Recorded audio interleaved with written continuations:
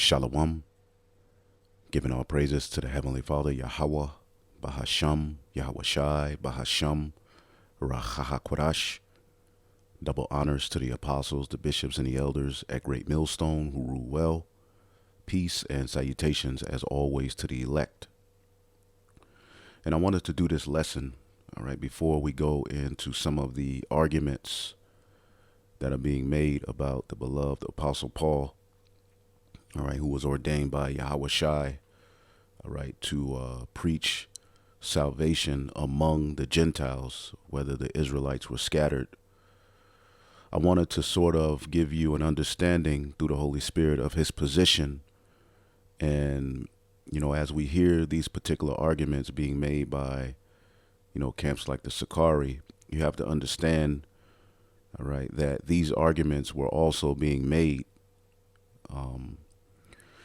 in the scriptures against the Apostle Paul, all right, which is why, you know, there were a lot of back and forth, which will show you, because his position, all right, being sent to the Gentiles who were scattered among the heathen who were turning back to the Most High, all right, through the message preached through Yahweh Shai, all right, and Paul's ministry was a ministry of grace.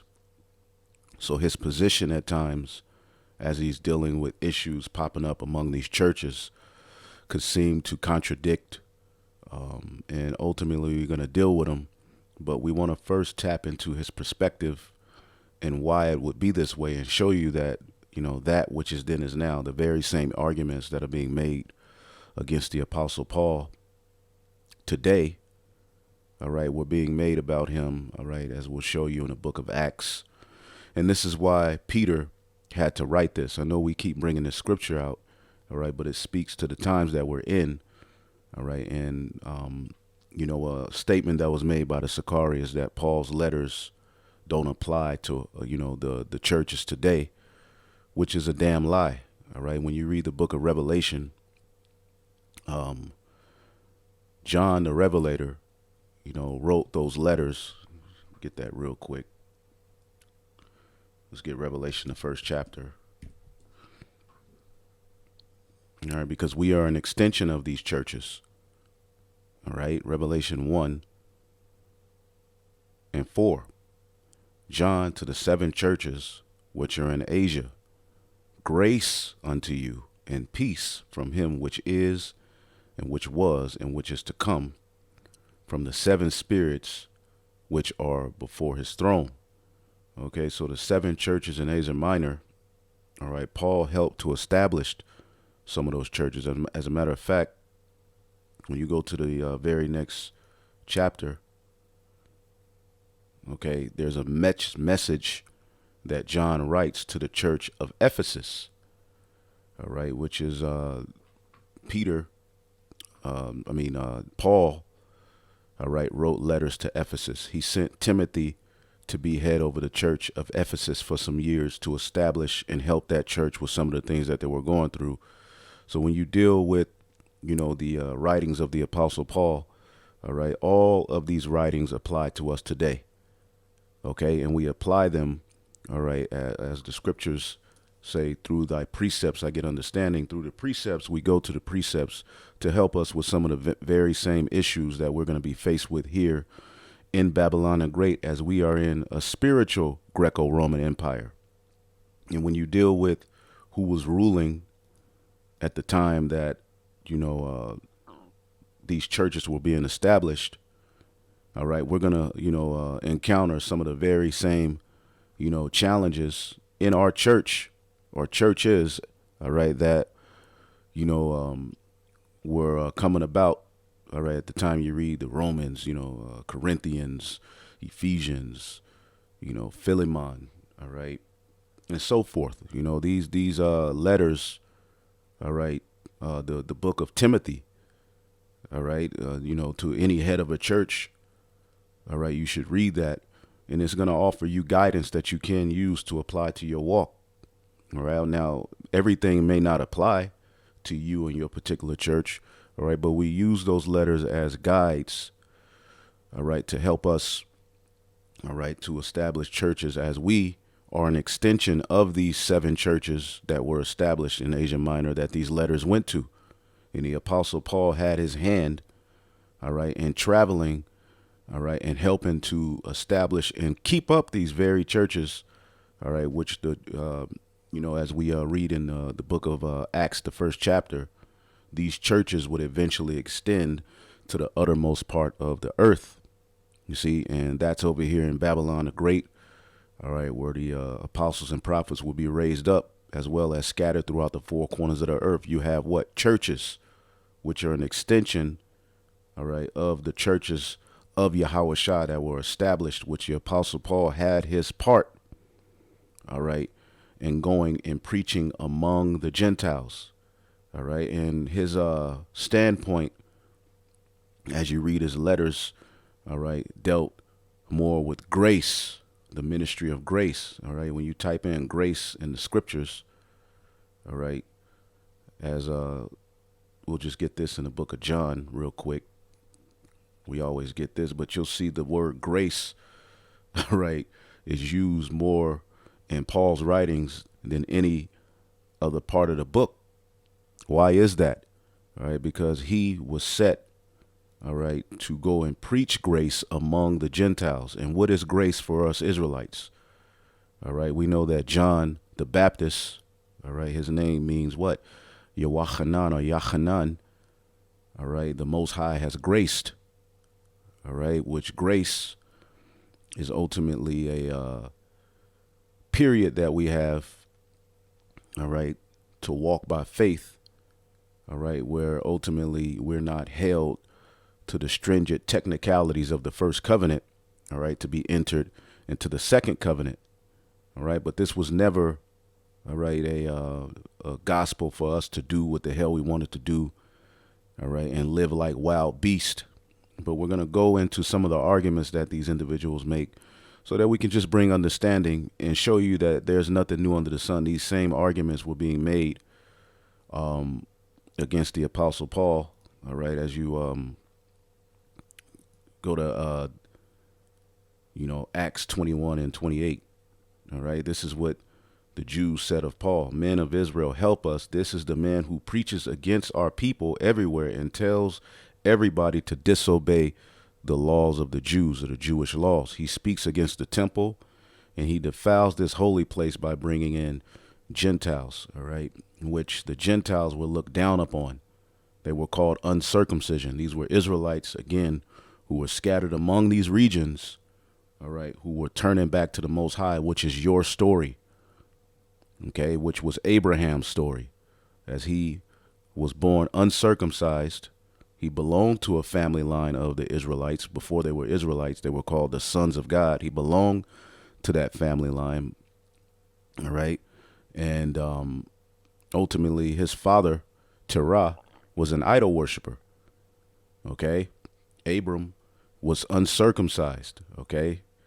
And pretty much the Lord gave him grace. He found favor and opened his eyes to his true heritage, all right, and this is how the promise was given unto us, all right, which gives us access back, all right, to the garden eastward in Eden, all right. Yahushua's blood solidifies it, okay. But there was a promise made to the seed of Abraham, Isaac, and Jacob, all right, that they would eventually have rights back to that land, all right. But the way we would get back to that land, all right, would be through grace and faith, where we would apply belief. You see, and that promise was given before that first covenant we break was given. And a lot of people like to make, the promise and predicate it upon, the first covenant standard. And this was the same argument that was being made against the Apostle Paul as he was sent to preach the ministry of grace. Okay, so his standpoint at times would seem to differ from those of the circumcision, which, as we'll show you, Paul was raised, all right, as a circumcised Jew. See? But the Lord used him for a very, very important purpose, to go and preach his name among the Gentiles. Now, when you type in grace in the scriptures, let's get John 1 and 17. For the law was given by Moses, but grace and truth came by Yahushua. And when John the Baptist, all right, who was a descendant of Aaron, all right, through Abijah, all right, because they had certain records back then, a lot of the Jews, all right, which of course Jew is short for Judah, or, all right, it could be short for the three tribes, Judah, Benjamin, and Levi, all right, who the Lord used to keep a remnant, all right, to stick to the traditions through all of the turmoil and hell we went through, all right, from the Babylonian to the Persians and the Medes Empire to the Greek Empire where they sacked the temple, all right, all the way up to the Roman Empire, which is where Yahushua was born. He was born at the time that the Romans were ruling, you see. And by that time, many Israelites had fell away from the customs of their fathers and became complete heathen, you see. So it's very important to understand Paul's stance. Again, the law was given by Moses, but grace and truth came by Yahushua, and a grace period is what was needed, all right, for the Gentiles to be brought back into the fold, all right, and be justified by faith rather than being justified by the perfection of that and the technicalities of that first covenant, which we'll tap into that. But as you see, this term grace constantly comes up, all right, and you'll see, all right, it continues to come up, all right. Romans 1:7, to all that be in Rome, beloved of God, as Israelites were scattered in Rome, called to be saints, grace to you and peace from our God. Romans 3:24, being freely justified by his grace through the redemption that is in Yahushua. So the talking point of grace for someone who has a mindset, you know, rooted in, you know, the law, the Torah, the temple. All right. Which, again, those were beautiful things. The temple was a beautiful thing. All right. But as the book of Hebrews lets you know, it's just a fashion of something greater to come.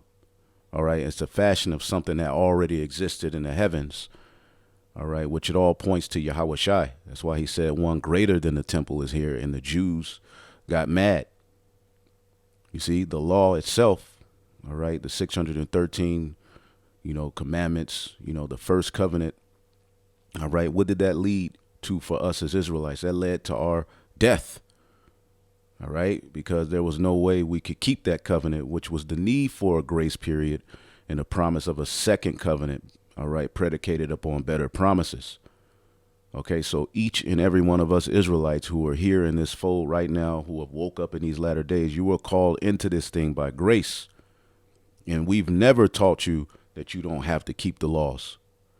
That's never been the standpoint of Great Millstone, all right, but as this ministry was given unto us, it was given unto us by grace, and this is what we are pushing.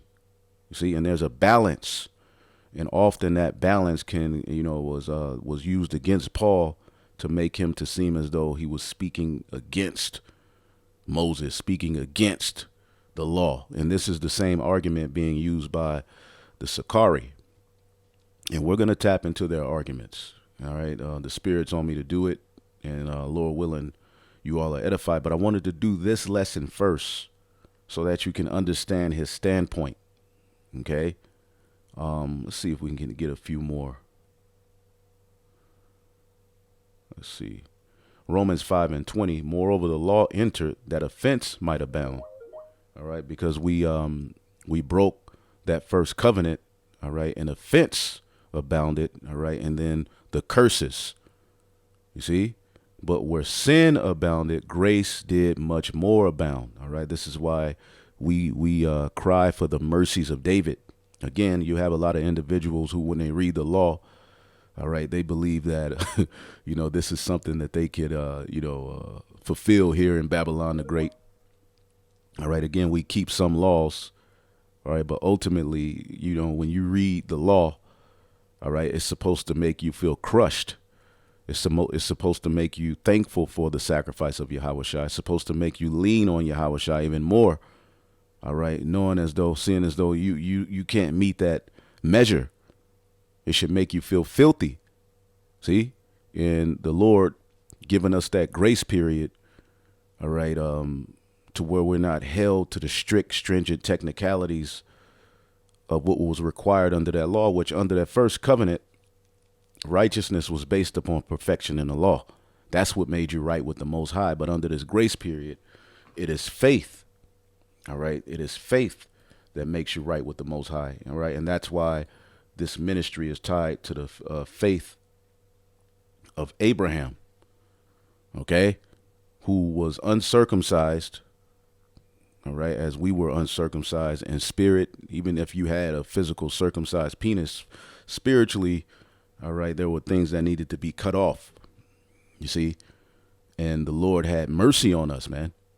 Okay. Because again, I always say, imagine if you didn't have a grace period. All right. And it was just strictly the first covenant. All right. That you being right with the Most High was set on. None of us would get back. Okay. And Paul broke these things down in his letters. All right. Which it was challenging to those who were Jews. Even those who were Jews who were believers sometimes had problems with the Apostle Paul's stance. Okay. So Romans 6:15, what then? Shall we sin because we are not under the law? All right. But under grace, God forbid. And you see us constantly teaching our people the laws. Every Passover, what do you see us doing? And we do those things through faith, rehearsing the righteous acts. Okay, we keep the holy days. We those things are tied to the law. All right, we don't eat unclean food. Although we know in this society, everything's unclean. Everything's offered to idols, which we're going to deal with that as well. All right. Even so, Romans 11:15, at this present time, there is a remnant according to the election of grace. See? And if by grace, then it is no more of works. All right. And you have these individuals pushing this notion that they can be saved by their own righteousness, what they do. All right. And there's not too much mention, all right, of Yahushai's importance in sacrifice. All right. They even boast of the Levitical priesthood being established in the kingdom, which shows you they have missed the mark. All right. There's a veil over their mind, as the scriptures say in the book of Corinthians. When Moses is read, they're reading it, not understanding how it all pointed to Yahushai. You see, otherwise grace is no more grace. But if it be of works, then it is no more of grace. Otherwise work is no more work.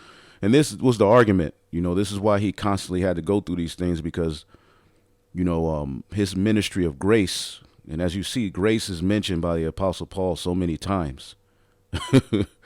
All right. Galatians 2:21, I do not frustrate the grace of the Most High, for if righteousness come by the law, then Hamashiach is dead in vain. All right. So Apostle Paul's ministry, all right, of grace to the scattered Israelites. As a matter of fact, let's get Galatians, the first chapter, real quick. All right. And if you all think it's okay for an individual to mock Paul, but then use Paul to get money, all right, use Paul to cut women when it's, beneficial to them, use his writings, but overall push the notion that he doesn't have authority, then okay, then go ahead and follow that. All right. But real quick, let me see what I'm looking for here. Okay. Let's see here. Galatians 1:1. Paul, an apostle, not of men, neither by man, but by Yahushai, who said he was a chosen vessel. All right. And God the Father, who raised Yahushai from the dead. Unto all the brethren which are with me, unto the churches of Galatia, grace and peace be unto you from God the Father and from our Lord Yahushua HaMashiach. All right. And he's speaking to Israelites who gave himself for our sins, because it was Israelites who had broke that covenant. And as a result of that covenant, what happened? All right. They were scattered. OK. And the Apostle Paul, as he says, he's Paul of Tarshish. Let's get that real quick.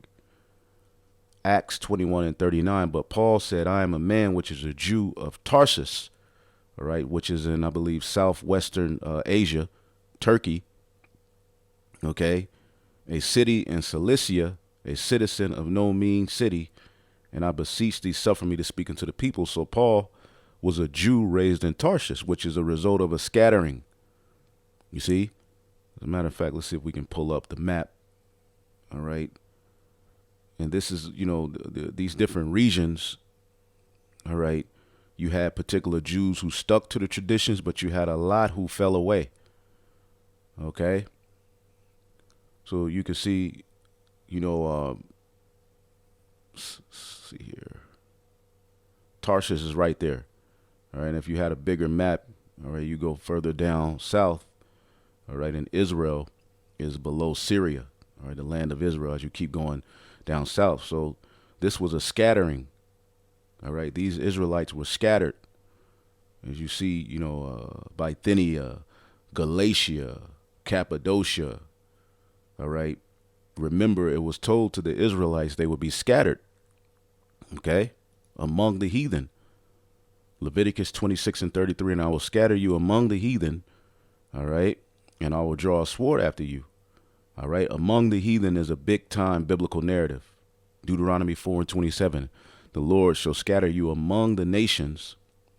Few of you shall be left among the heathen. All right. And as you keep reading, this is a common theme. All right. Thou hast Psalms 44:11. Thou hast given us like sheep appointed for meat. Thou hast scattered us among the heathen. Among the heathen. And see, what was going to happen is that among the heathen, all right, there would be Israelites that would say among the heathen, Yahweh reigneth. See? Psalms 106:35, but were mingled among the heathen and learned their works. All right? Psalms 106:47, save us, O Yahweh, gather us from among the heathen. All right?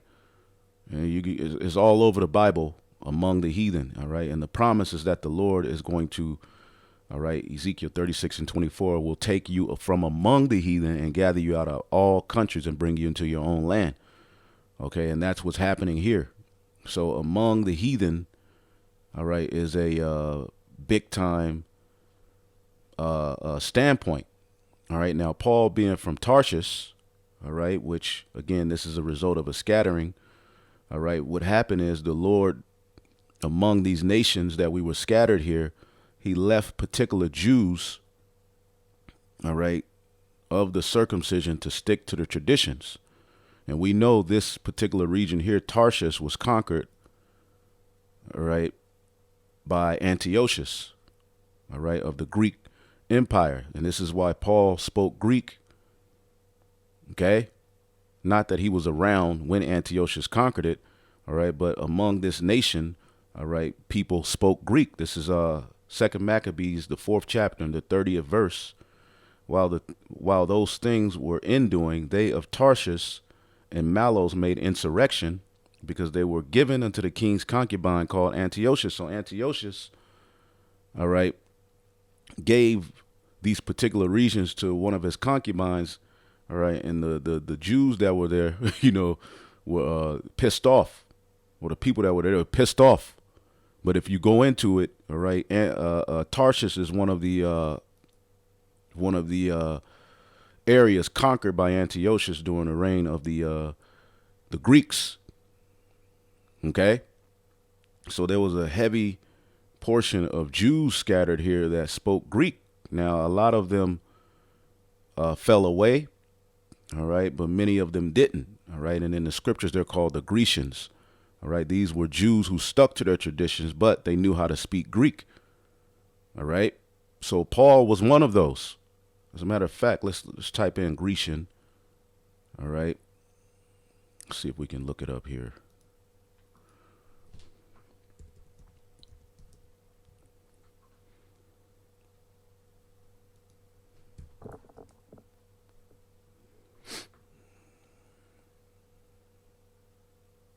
Acts 6:1.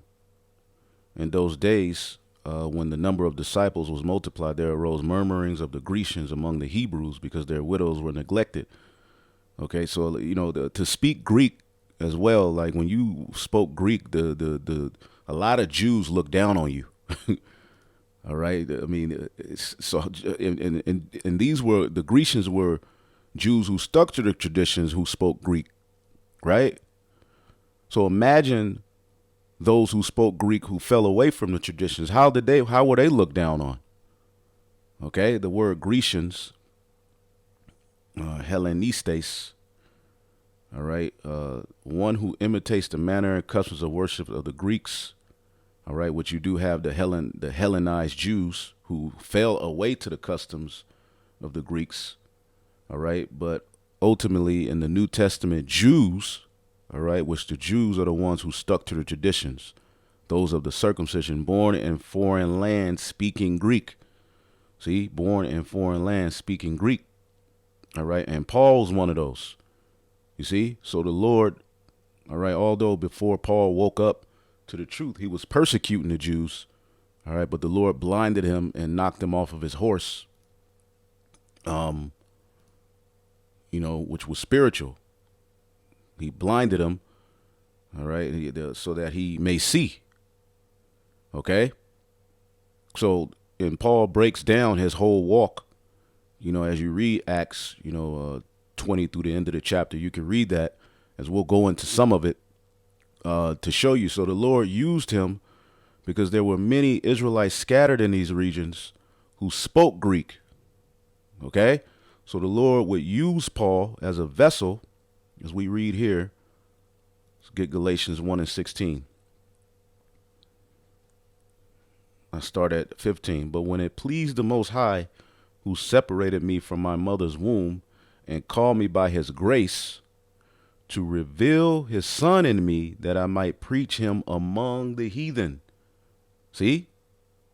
Immediately I conferred not with flesh and blood, all right, among the heathen, to preach him among the heathen, because many Israelites were scattered among the heathen, among the Gentiles. Okay?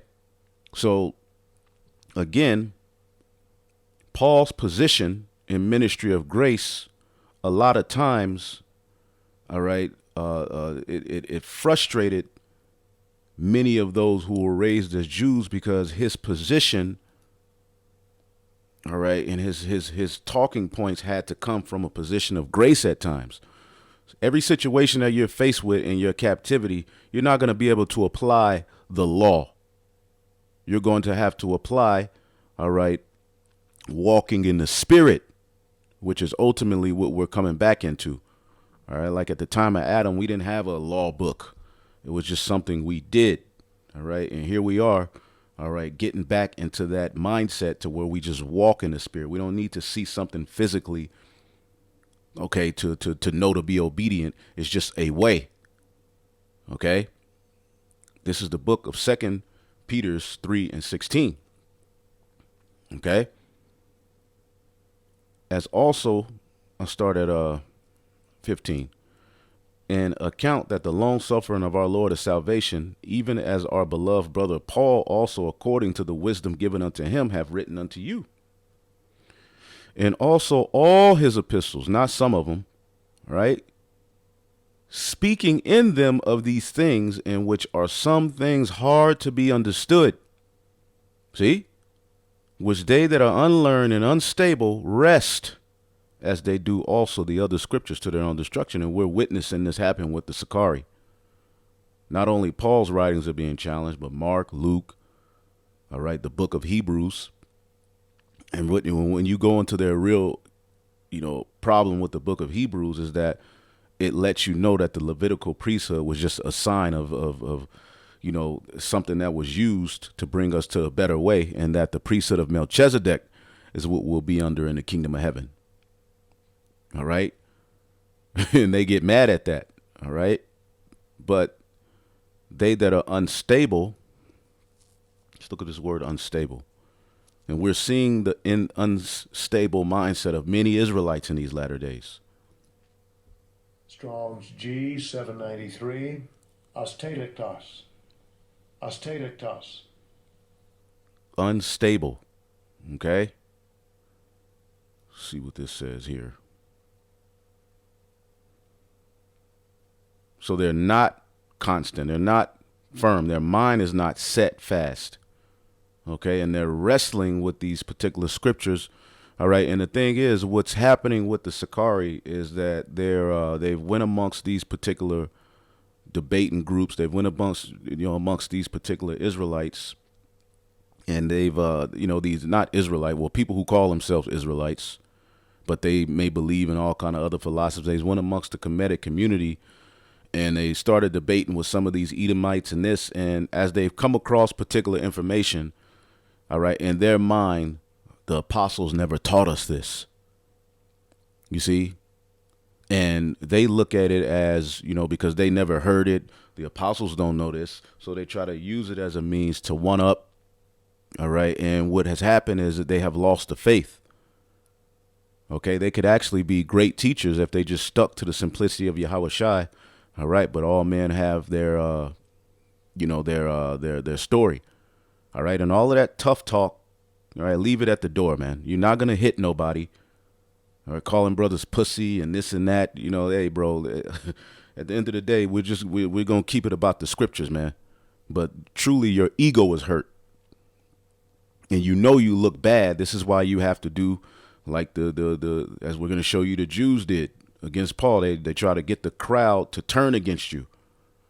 All right. By bringing up things that have nothing to do with the argument and making it to seem as though you hate the Levitical priesthood. You hate the temple. Throwing out these accusations to make people listen and say, oh, my God. And some will fall for it. And we're not mad. Okay, you're wrestling with the scriptures. You're unstable. Okay, streblo, to twist, to turn away, to torture. All right, metaphorically, to pervert. All right, of one who wrests or tortures language in a false sense, man. And that's what y'all are doing with the scriptures. All right, using them for your own benefit, even going into the law and try to twist it to make it seem like we're blatantly telling Israel to break the law. And we'll deal with those things. All right. But again, we wanted to do this lesson to give you the standpoint, because you have to understand that all of these Israelites were scattered, right, in these particular regions. All right. The Lord's, as the disciples started to preach, a lot of these Israelites from among the heathen started to turn to the Most High. Okay, so the talking point couldn't be as though he was speaking to one of the Jews. As a matter of fact, what's that scripture? I became a Jew. Okay, because these guys act like they were raised in the customs. You an Israelite in America that need mercy just like me. All right. And walking around with your fringes on don't make you, all right, the keeper of the law. You have to actually do the things that are associated with wisdom, because many people with fringes do the damnedest things in Israel.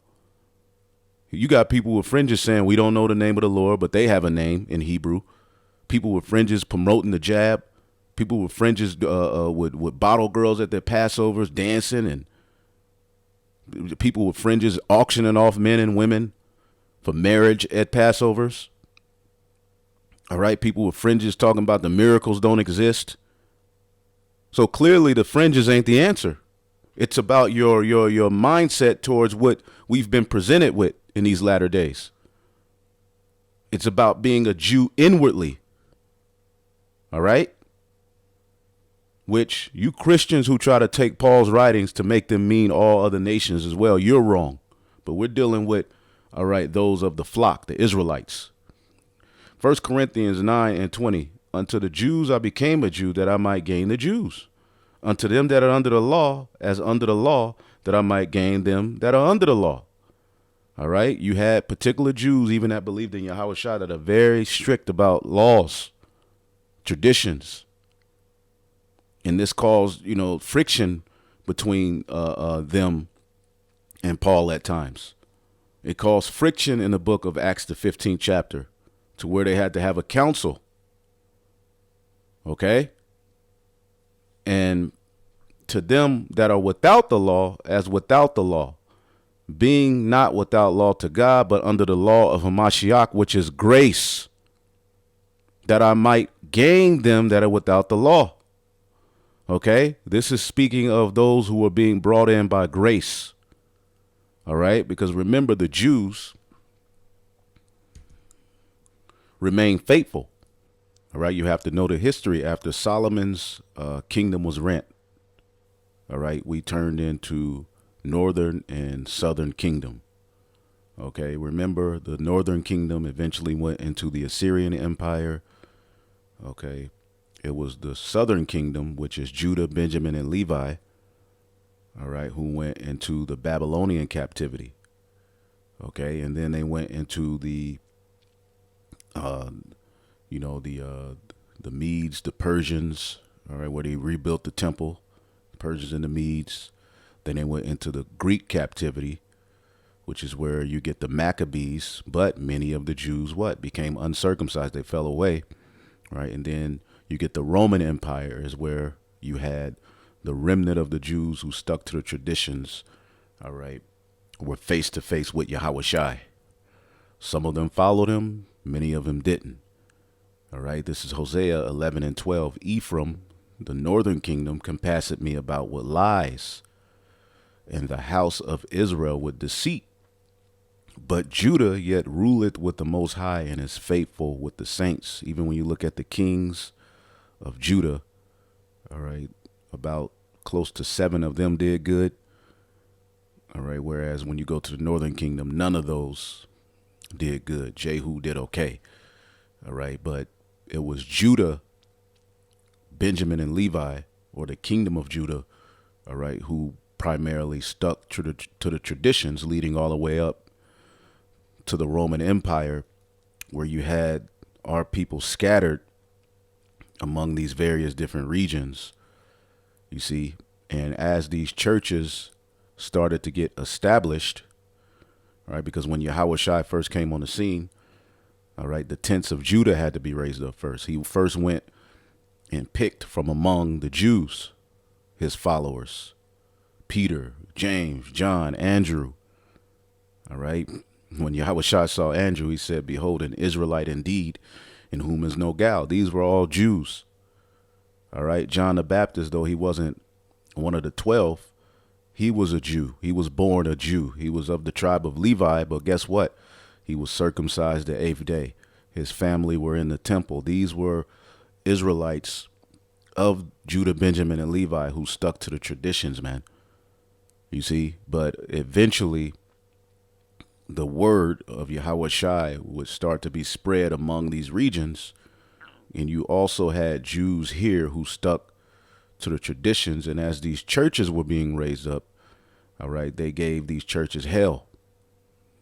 All right, now real quick, let's get the book of Galatians, okay, the 2nd chapter. And I'll just get to the point. Galatians 2 and 6, Galatians 2 and 5. But contrariwise, when they saw that the gospel of the uncircumcision was committed unto me. All right, what is uncircumcision? All right, not being raised in the laws. Let's get Romans 2 and 25. All right, for circumcision verily profited if thou keep the law. All right, but if thou be a breaker of the law, thy circumcision is made uncircumcision. And when you get Maccabees, all right, what happened? All right, we always go to this, but it's good to continue shoving it in your face, in the spirit. Pause. It's good to continue, putting this out to the forefront that many of the Jews, okay, joined themselves to the heathen at the time of the Greek captivity, which was before the Roman captivity. Okay, so they did the ordinance of the heathen. Okay, in verse 15, and made themselves uncircumcised and forsook the holy covenant and joined themselves to the heathen. All right, by following, all right, the religions of the heathen. All right, so they went into that Greco-Roman lifestyle and just completely fell off, but there were always a remnant. All right. In this story, the Maccabean Empire, headed by Mattathias, he had a son named Judas and other sons, and they stuck to the traditions, and other joined themselves to them. You see? So as, Yahweh Shah came on the scene again, he gathered from amongst the circumcision, but eventually, all right, the word would be spread to the uncircumcision. All right. And it was Paul, all right, who was sent as the head of that mission. All right. Barnabas as well with him and others. So Romans 2:25, for circumcision verily profited if thou keep the law. But if thou be a breaker of the law, thy circumcision is made uncircumcision. Galatians 2:7, but contrariwise, when they saw that the gospel of the uncircumcision was committed unto me, as the gospel of the circumcision was unto Peter. All right. The ministry of grace was, all right, to be spread amongst the circumcision, all right, and the uncircumcision. It was just that Paul was sent to the uncircumcision. All right. And when you look up this word uncircumcision, yeah, they weren't physically circumcising themselves, but, all right, their minds, their spirits, all right, as it talks about the uncircumcised heart, all right, is the bigger issue. All right, the word. Strong's G 203. Akrabustia. Akrabustia. Okay, of course, having a foreskin uncircumcised, but more importantly, their minds, their heart, as they say, a Gentile. Okay, a condition in which the corrupt desires rooted in the flesh were not yet extinct. Okay, so they were, still tied to the idols. Okay, they were still, tied to the wicked ways of the captivity. They fell away from the righteous way. All right, their fathers and mothers taught them these things, just like us. Okay, so the gospel of the uncircumcision was committed unto Paul. You see, for he that wrought effectually in Peter to the apostleship of the circumcision. That's why Peter and the rest of the 12, they pretty much remained in Jerusalem. The same was mighty in me towards the Gentiles. The Gentiles are the uncircumcised. And we did a video going into this term Gentile as it's been presented to just mean non-Jew or non-Israelite. No, that's not true. Ethnos, all right, is the word. And we always go into it. If you need that video, ask on the comment board or just look at the older videos and you'll see it eventually.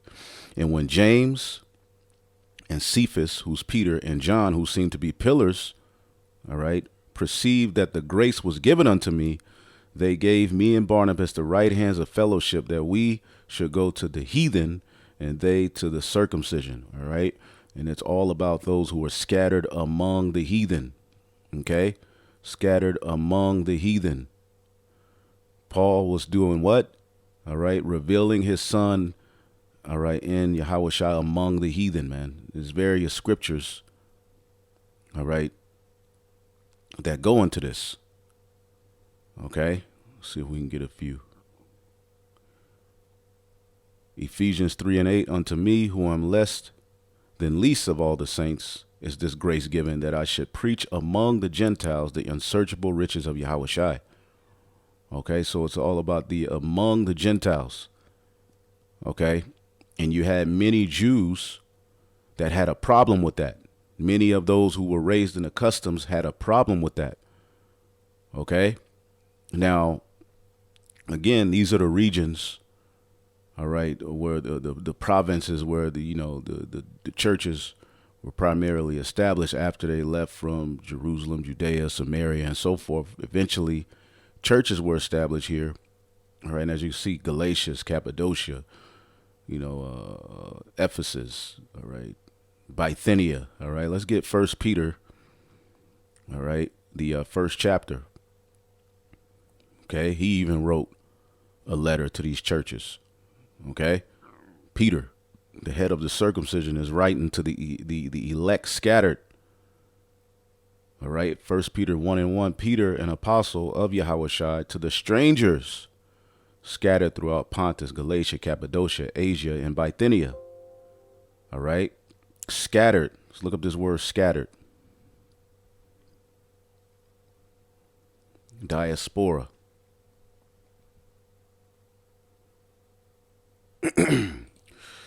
All right. See? Diaspora or diaspora. All right. A scattered dispersion of Israelites dispersed among foreign nations, of the followers of Yahushua scattered abroad among the Gentiles. That's it. Point blank, period, man. Elect according to the foreknowledge of the Most High, okay, the Father, through sanctification of the Spirit unto obedience and sprinkling of the blood of Yahushua, grace unto you and peace be multiplied. Grace unto you. Okay, so as these churches were being established, okay, many of the Jews or those of the circumcision, all right, they were catching feelings. They were pissed off at Paul's office. You see, they had a problem with it. And there were even times where believers on Yahushua who were of the circumcision raised as Jews, all right, had problems, all right, or issues with some of Paul's sayings. That's why Peter made it a point to warn them, or warn even us in this time, that look, Paul's writings, a lot of people are going to stumble over them. He was given a heavy portion. Okay. Let's get Romans, all right, 1:13. This is Paul speaking. All right. For I speak to you Gentiles, inasmuch as I am the apostle to the Gentiles, I magnify mine office. That was his office. You see, and as he's breaking down in this chapter, you know, many of the Jews rejected. Okay, I mean, there's so many instances. All right, we can go to Acts, the 13th chapter. Okay, where the Jews saw many of the Israelite foreigners coming in, and you know, they got pissed. They kicked, you know, they ran Paul and them out of the city. You see? Because many, you know, the Gentiles were believing on the word through faith.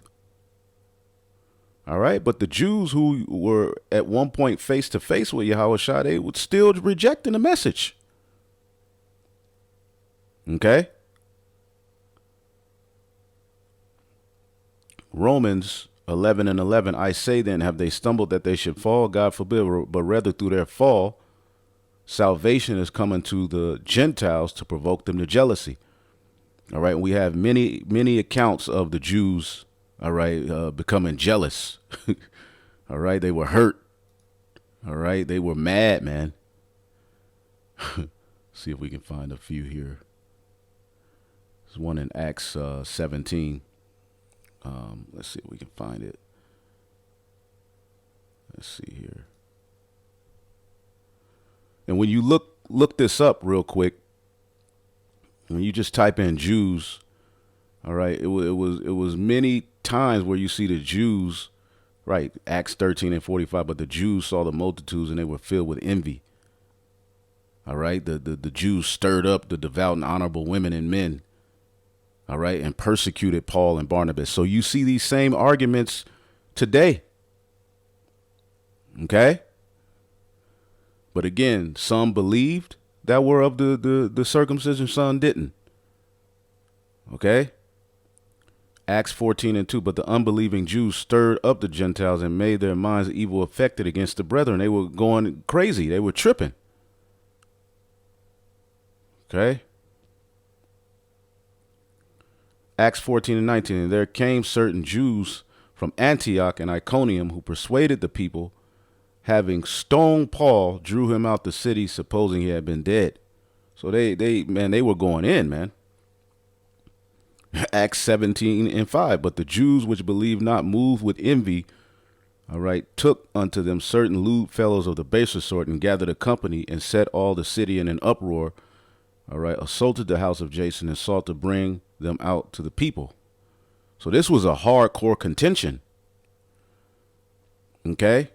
This is why John the Revelator wrote that in Revelation the third chapter, or the second chapter and the third chapter, about those who say they are Jews and are not, but are the synagogue of Satan. See, it was those guys. Now we apply it to those who are in the Holy Land, talking about they're the Jews, but really that was these niggas who were giving the church hell. All right, which over time some of them repented and became followers of Yahweh Shai. All right, but ultimately you continuously see that it was the Jews, all right, of Judah, Benjamin, and Levi who were raising the customs that had aught, all right, with the churches of Yahweh Shai being established, all right, and as they were being spread about through Paul, Barnabas, and you know, to teach among these regions, the Jews that were there were pissed off, okay, the ones who didn't follow Yahweh Shai, and the Sakari were a part of that. Give me 1 second here. They were a part of that. When you go to the Zealots, real quick, the Zealots, all right, as you read here, you see this group here today calling themselves the Sakari, right? Now, the Sakari were Zealots. They were not followers of Yahweh Shai. Okay, the Zealots were a group of Jews who began to emerge as a religious political movement beginning in the 1st century CE. They strongly opposed Roman rule and turned on everyone, including other Jews who cooperated with Rome. Okay, a subgroup of them were known as the Sakari, frequently attacked Romans and those considered to work for them. Now, when did Yahweh Shai ever say to do this? So the whole foundation of this movement is not with Yahweh Shai's movement. This is why I constantly say the Sakari were not followers of Yahweh Shai. But as you see them in their lot, you see the mindset that they have towards the ministry of grace. All right. The term zealot is from the Hebrew. All right. Kanai, those who are zealous on behalf of God. And you don't have to be, all right, wicked to be a zealot. All right. You can have a strong zeal in righteousness.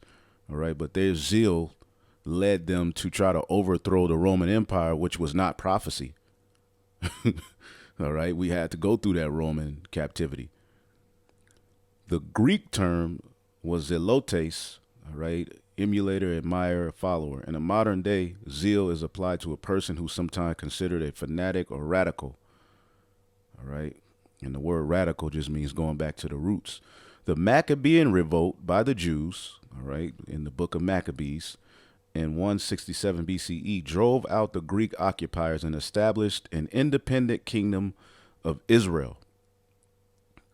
The Hasmonean family who led the revolt, all right, which they started to sell out, okay, which it goes back to Judah Maccabees and his father, you know, Mattathias, all right, but that's the history. You have to read 1st and 2nd Maccabees. The Hasmonean family who led the revolt combined the office of the kings that of the high priest at the temple in Jerusalem. All right. And you see a lot of these videos going back and forth over, will there be a third temple in the kingdom, the temple this, the temple that. These are the same arguments that were going on back then. When you read one of the reasons, one of the chief priests in them had a problem with Yahweh Shai, he was like, you say you're going to destroy the temple.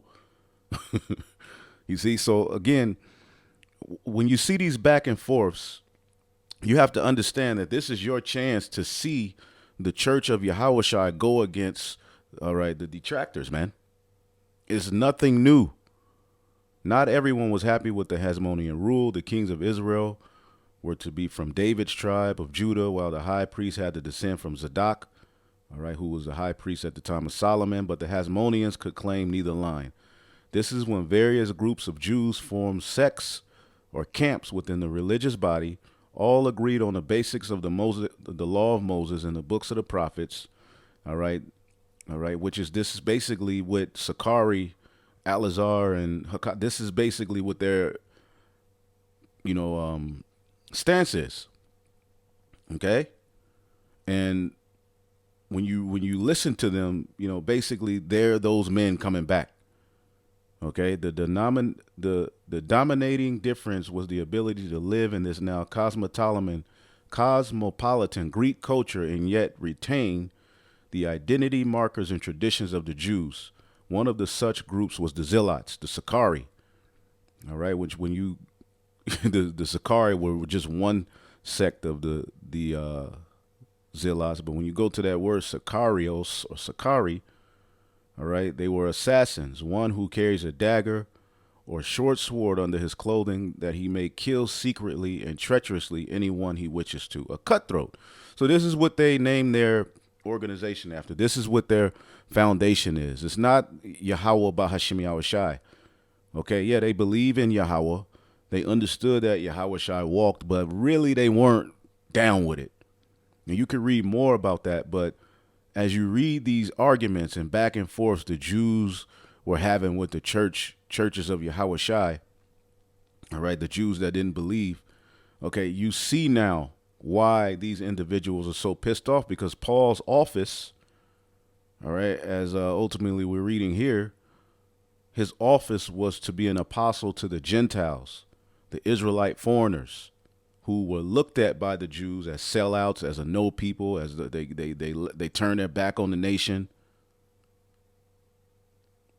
Okay? Let's see here. I'm going to jump to a point here.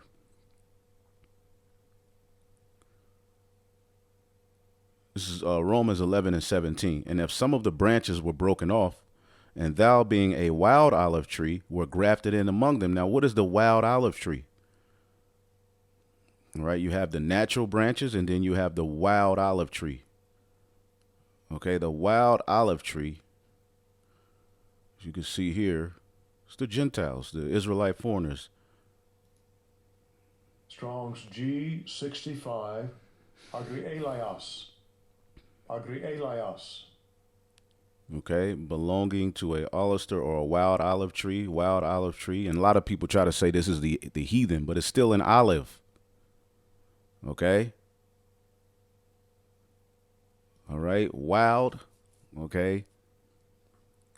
Growing in the field woods, savage, uncultivated. See? Uncultivated. Okay, meaning they were not cultivated in the traditions of your everyday Jew. They were raised as heathen, unreclaimed, wild, savage, boorish, rude. All right. And this is how we were raised here in Babylon the Great. Okay. We were raised as uncultivated. Let's look at the word uncultivated. Okay. We were uncultivated. Okay. The Jews were cultivated, natural branches. So Paul's office was to graft so that the tree may live, graft in those wild, all right, branches that weren't cultivated in the customs of the Jews. And a lot of people had a problem with that. All right. Highly uneducated or socially adept.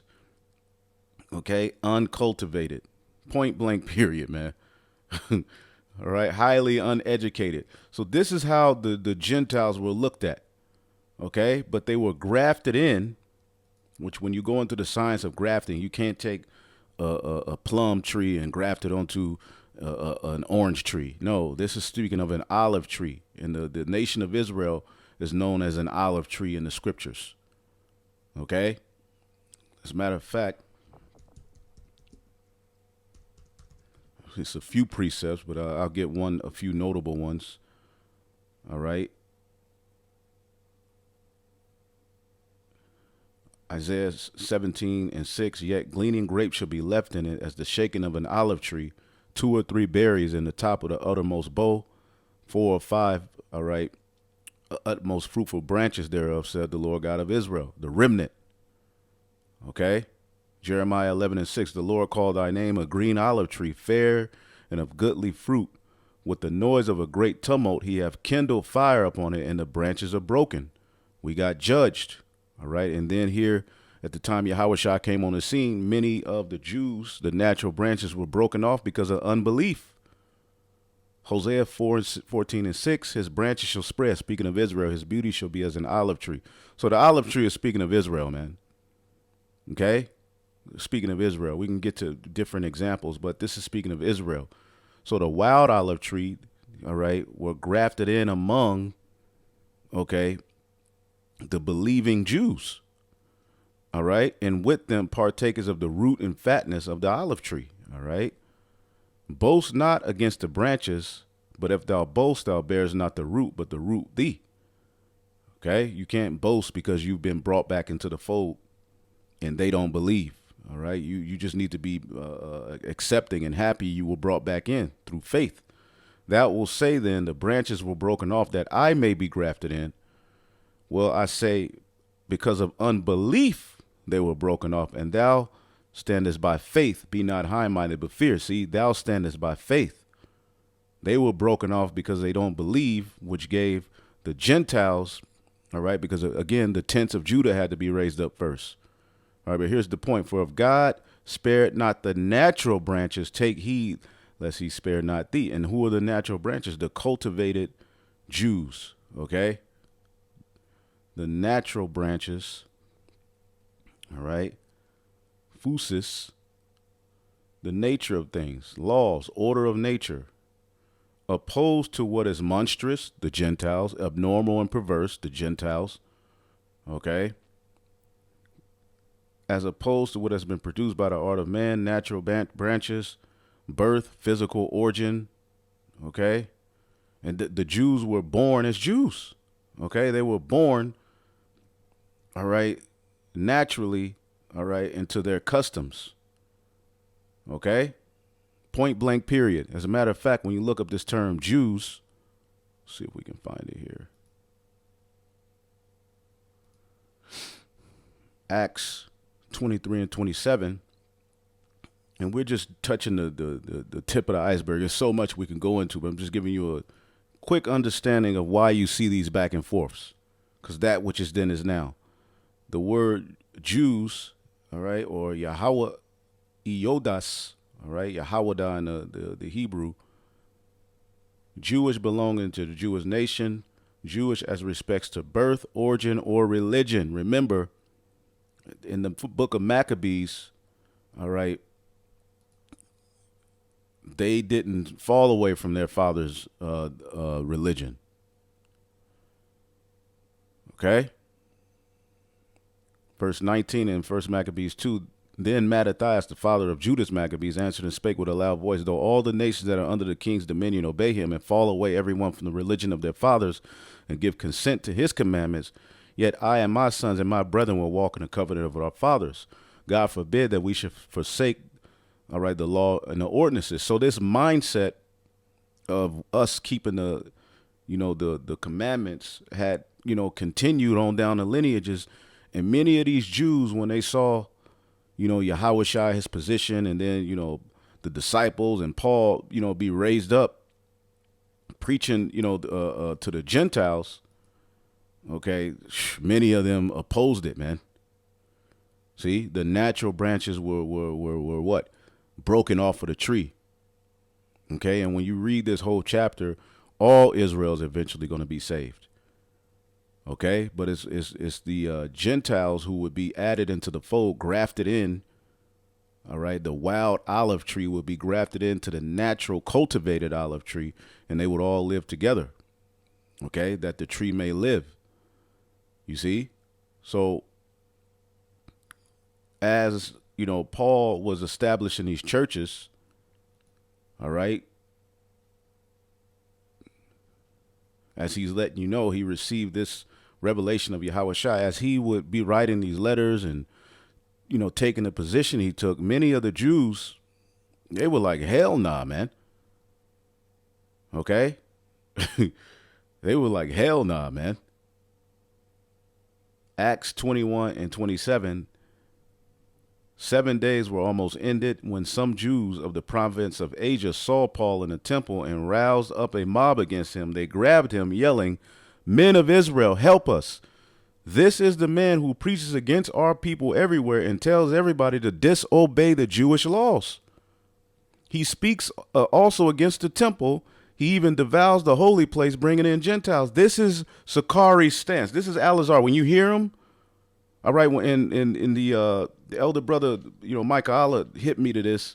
When you listen to Alazar, he's always trying to amp up the crowd against us, right? He's always like, y'all see this? Y'all hear this? We ain't got to wear the fringes, man. They're going to go kill you, man. The Lord going to kill you. This is those guys again. They're back. You see, they're saying that Paul is speaking against the laws. Okay, saying that's what they're saying. We're saying. All because we're saying that you ain't got to wear your fringes everywhere. It may not be beneficial to you. All because we're talking about the eating of meat, not partaking of the rituals with the whole idol thing.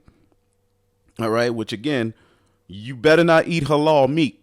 All right, but we're going to get into that next. But I just wanted to kind of bring this out so you could see Paul's position. Well, it was, the way he had to speak to these, this wild olive tree that was being grafted in. He couldn't talk to them and he couldn't write letters to them that were predicated, all right, upon the strict adherence of the first covenant. He had to approach things as they were scattered, just like me and you. We can't apply the hardcore law and the judgment of the law in every situation we're in. The best we can do is watch what we eat, okay? Change our mind, okay? Stop doing particular behaviors, take better care of our temple, separate from this world, all right? And live our lives to the best of our ability, but through faith in Yahweh Shai. Of course, you're going to use the laws, keep the holy day. We do that. But see, they are making it to seem as though we're preaching against the law. We hate the temple, right? And the people we're bringing in, all right, the Lord's going to kill them because they ain't got their fringes on everywhere. This is the stance that these individuals are bringing about. All right. And I'm just doing this video before we get into these points to let you know that which is then is now. And eventually they brought Paul to trial. Okay. Read these stories so you can understand what you're looking at today. The Lord is doing something here. But if you're just all in your feeling, oh my God, another argument. You don't really understand that the Lord is giving you the ability to live in the story of the church. Okay? This is what they said about Paul. Let's see here.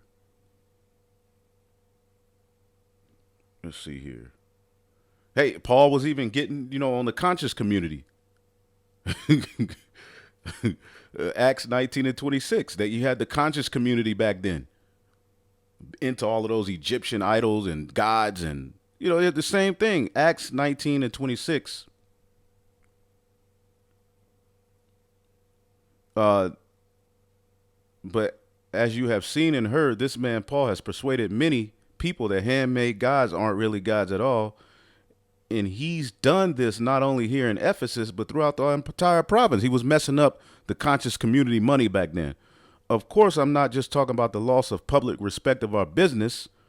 I'm also concerned that the temple of the great goddess Artemis will lose its influence. All right, the black woman is God. This magnificent goddess worshipped throughout the province of Asia and all around the world will be robbed of her great prestige. And at this, their anger boiled and they began shouting, "Great is Artemis of the Ephesians, the queen of heaven, Diana." You see, the black woman is God. See, we go around and you see us get on these camps. You see us get on the conscious community. You see us get on all of these things. This is why they hate us. We're messing up their money. We're messing up their business.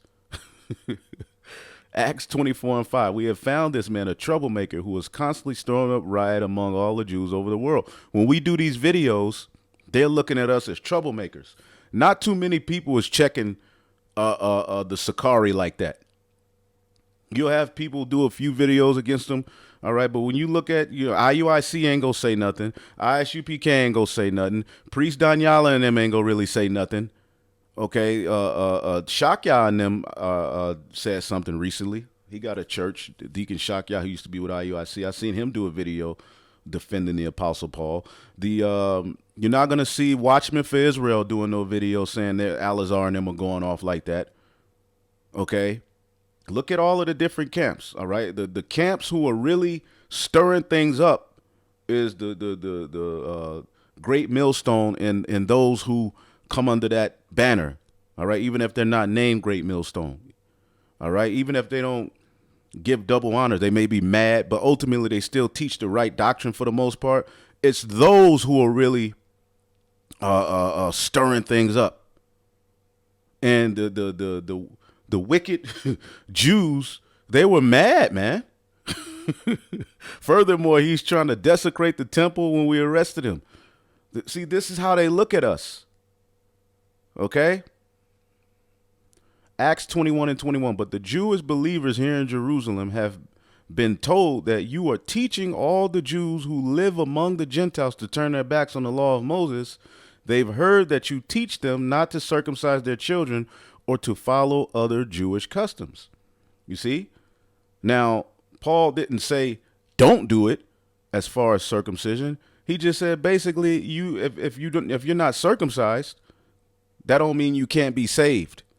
Which that ran a lot of the Jews, even some of the Jews who believe hot. Here we're reading in Acts 21, this was believing Jews, okay, but who believed on Yahushua. He's talking to James here, and even James is like, look, man, the Jews go give us hell, man. You got to do something to let them see that you do believe in the law. So this was a very, very tense environment, okay.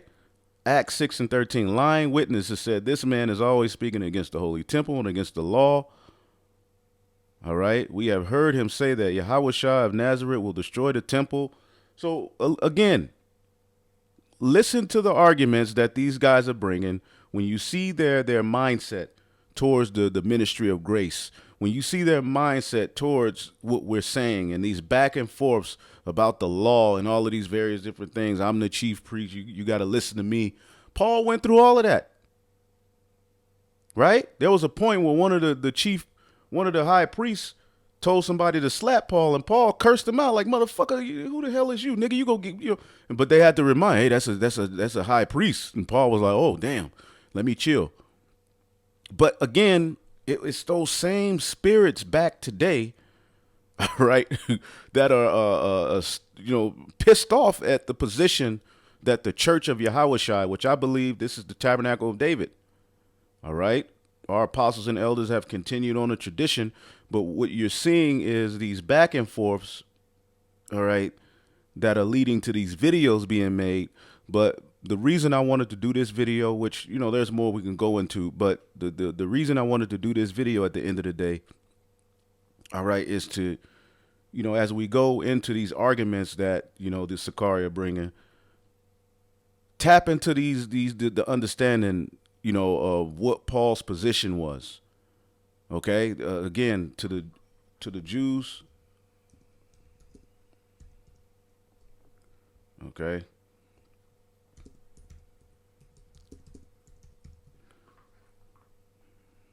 See if I can pull that up again. And again, they're twisting Paul's writings to mean something that he doesn't mean, because really they don't have the spirit.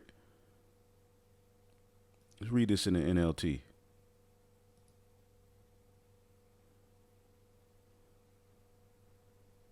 Oh, Lord. When I was with the Jews, I lived like the Jew to bring the Jews to Hamashiach. When I was with those who follow the Jewish law, I too lived under that law, even though I am not subject to the law and to the traditions. They were still offering up sacrifices. All right. I did this so I could bring, all right, to Hamashiach those who were under the law. All right. Because you had people who were hardcore about that mindset, those traditions. To the Jews, I became a Jew to win the Jews. Okay. And then he goes into to them that are without the law. When I am with the Gentiles who do not follow the Jewish laws, I too live apart from that law so I can bring them to Hamashiach. You might see them do particular things and not follow particular traditions. All right. You don't force particular things down their throat. all right, knowing that they believe on Yahweh Bashim Yahushai, but they come from a different background as the Jews. Okay? But I do not ignore the law of God. I obey the law of Christ, which is what? Grace. All right? Which this is what these guys have a hard time understanding. Okay? So, and I do this for the gospel's sake, that I might be partaker there with you. Okay? And it's not that he was with the Gentiles partaking in wicked sacrifices, doing evil. All right? But there's a different way that he had to approach them, that he had to address them, different issues that they came with. He had to approach it with balance.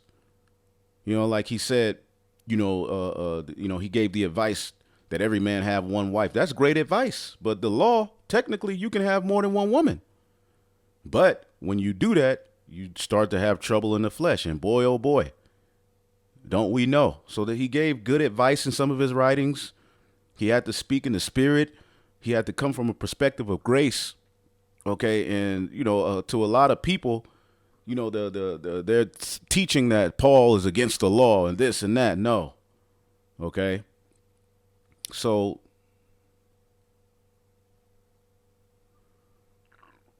and, we'll get into the food offered to idols next, and then we'll address a few other things. But we're going to keep prophesying. We're going to keep teaching. I just wanted to do that lesson. Hopefully I'll edify it on to the next. Shalom.